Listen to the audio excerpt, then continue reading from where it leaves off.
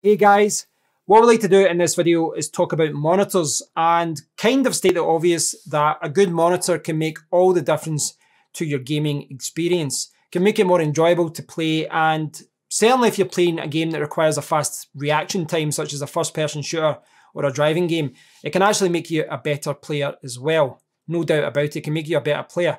I've kind of been reminded of this recently because over the last few years I've been playing on my couch with my television. And that's how I think a lot of people play games. They play with the PlayStation 4 or their Xbox One and they sit their ass on the couch and they play their games. And for me, I've always enjoyed that because if I'm working all day at a desk, you know, I like to kind of chill and just sit on the couch.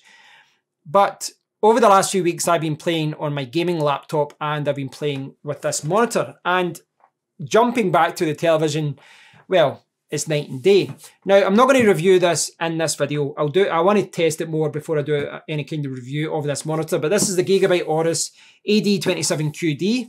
It is 1440p, 144 Hz, 1 millisecond input lag. And that is, of course, very important. I was reminded of this a few days ago because I was streaming downstairs to this channel and I was playing Call of Duty and I was getting very, very frustrated because I was getting killed a lot more than normal. And this is always apparent when you look at the replay of someone who has killed you because you're looking at their replay and you're like, I wasn't standing there. Why am I dead? And really it just comes down to, you know, there's different things with latency, you know, with regards to your internet connection, but it really comes down to input lag. With that monitor, the input lag is 1 millisecond or thereabouts. But with my television downstairs, it's probably like 15 milliseconds or 20 milliseconds. Some televisions, it's even higher, which means that when you actually do something and you make a movement, you go left or you go right, there's going to be a delay before that happens on the television and then being returned to you. So that will make you die a lot more than you should. And it is quite frustrating. Now, the television I've got from a television point of view is quite good. It's 4K, it's 60 Hz, so it can do up to 60 frames per second. But I was finding it quite frustrating with the input lag. There is certainly an input lag. Now, I need to play around with it more. I don't know if I can reduce it anymore, if there's any other modes or settings I can mess around with. But certainly I have noticed a huge difference jumping to a dedicated monitor. Upstairs, I've actually got two monitors. I've got my Samsung ultra-wide monitor, which is 75 Hz, and then I've got this new monitor, which is 144. Now, what I'd like to quickly do, though, is just kind of demonstrate this by jumping over to my new monitor. So this is the new monitor, the background of the new monitor. And if I click here, you'll be able to see Call of Duty. Now, I'm not actually going to play the game here because I could have set this video at 60 frames per second, but that's the maximum I'm allowed on YouTube. So you wouldn't have seen anything lower than that. So if I hide my face for a second, maybe. I'm not sure if you can see this if I bring it down, but yeah, you can. So here's some of the possible resolutions that I've got here. You can see it goes up to 4K. I'll display it 4K, but that'll kind of scale it down. But there's a lot of different resolutions here. I've got it 1440p, and you can see the refresh rate is 144, 120, and 60. Sorry. Now, what I've been finding here with my 1080 Ti and my 8700K, I can get 144 frames per second at 1440p. But to get that, what I've been doing is dropping some of the settings down to normal. So at 1080p, I can have everything at high and set it at 144 frames per second.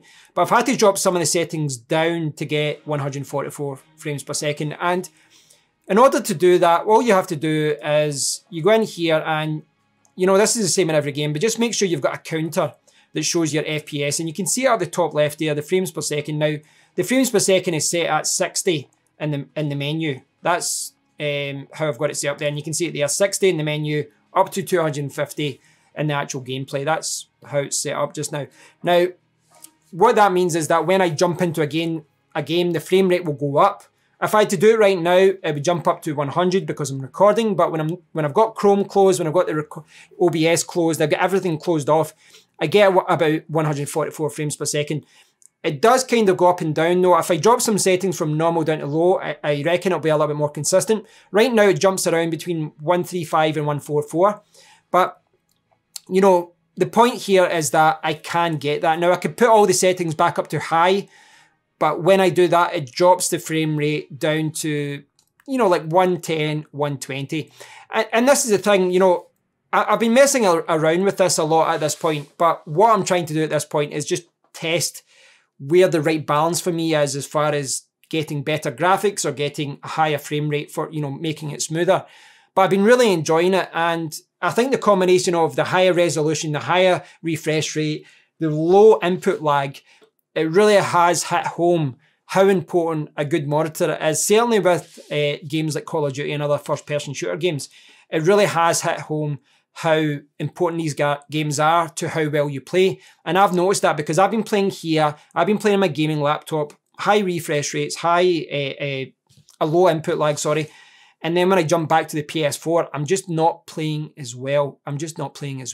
So what I would say to all of you is that I think that for general gamers, and certainly if you're not playing these types of games, I think your television is sufficient for most games. I think it is. But if you're wanting to play a game such as this, and certainly if you're playing on PC where you can push up the higher refresh rates, the higher frame rate is going to be a game changer for you as far as how you play the game and how you enjoy the game.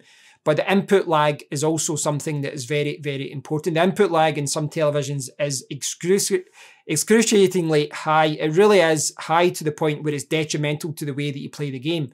So I'm not saying that everyone runs out and buys a monitor for the living room. That's not practical. But if you want to play a game such as this and you want to get your most out of it, you want to, you know, enjoy the game more, I do think that it is worth investing in a good gaming monitor. Now, you don't have to spend a lot of money though. You know, I've been out, it was only about 300 or so I paid for that, down from 500 in the sales. But you can get half decent gaming monitors for like 150 or so, 200, 1080p, 144 Hertz. And believe me, when you start playing with these higher refresh monitors, these monitors that are designed for games that have got a low input lag, you will perform better and you'll enjoy the games more as well. Televisions, they're trying to catch up. They realise that gamers do want these high refresh rates and low input lags, but I think they're always going to be playing catch up. Thanks for watching. Let me know what monitor you have been using down below, and until next time, take care.